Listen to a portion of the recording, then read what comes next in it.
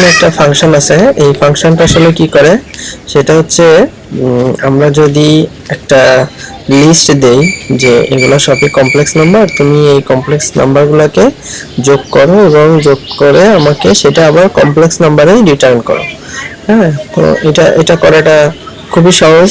এটা আমরা IMSUM function দিয়ে করতে পারি। তার আগে আমাদের কিছু কমপ্লেক্স নাম্বার লিখতে হবে।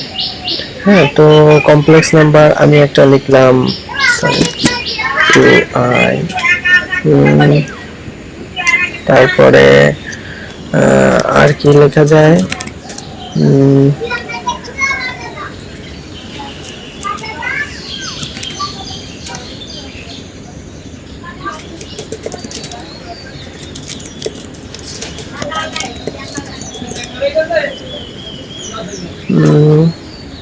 আমরা লিখতে পারি এরকম যে -5i একটা কমপ্লেক্স নাম্বার, তারপরে দিলাম 7 - 2i আরেকটা কমপ্লেক্স নাম্বার, একটা দিলাম শুধু 2i, এটা একটা কমপ্লেক্স নাম্বার, -3 + 4i আরো একটা কমপ্লেক্স নাম্বার, 5 - 6i এটা একটা কমপ্লেক্স। দেখ এগুলো থাক, এবার এই সবগুলোকে আমি যোগ করতে চাচ্ছি, তাহলে আমি কি করব, IMSUM দিয়ে জাস্ট আমি যদি এটা এখন যোগ দিয়ে দিই এটা হয়ে যাবে, আমাকে দেখা দেবে যে উত্তর হচ্ছে এটা।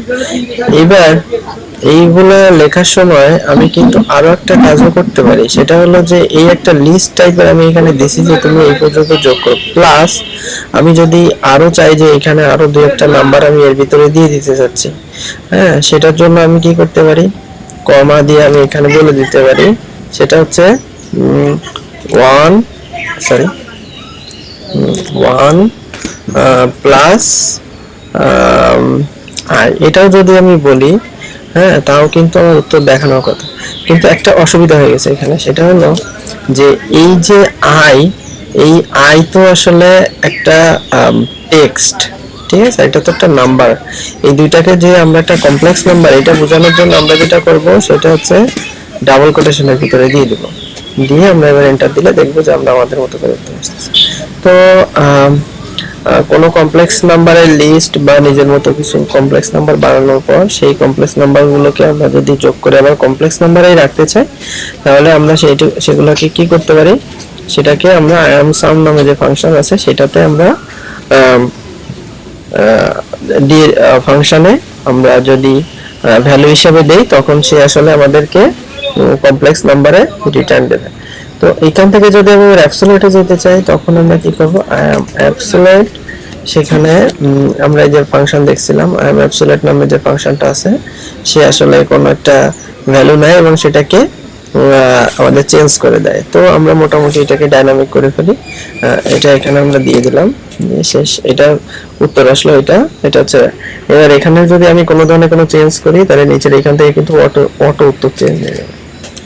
হ্যাঁ, আমরা দেখতেছি যে অটো উত্তর চেঞ্জ হচ্ছে, কোনো কিছু করা লাগতেছে না। তো আমি এখানে যদি দিই 50 যোগ 3i দিয়ে দিছে আমাদেরকে 61। তো এটা খুবই খুবই মজার একটা জিনিস যে কমপ্লেক্স নাম্বারগুলোকে আমাদের আগে যোগ করতে গেলে খুবই ঝামেলা, মানে সময় ক্ষেপণ হতো, সেটা এখন আর হবে না, আমরা এই ফাংশন দিয়ে খুব সহজেই করে ফেলতে পারবো।